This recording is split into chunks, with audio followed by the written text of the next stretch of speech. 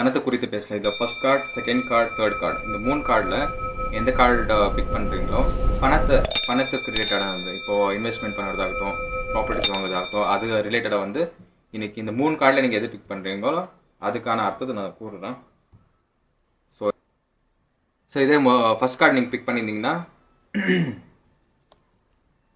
First card வந்து உங்களுக்கு 4 of swords இருக்குது.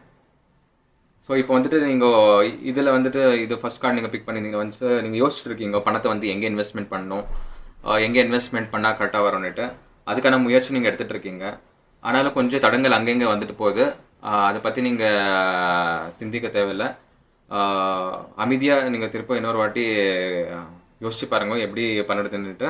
இன்னமே தோல்வி கேள்வி பார்த்துட்டு வந்து பணம் எல்லாம் அரேஞ்ச்மெண்ட்டாக இருக்கும், ஆனால் பிஸ்னஸ் பணமும் இருக்குது, ஐடியாவும் இருக்குது, ஆனால் பிஸ்னஸ் பண்ண முடியல உங்களால்.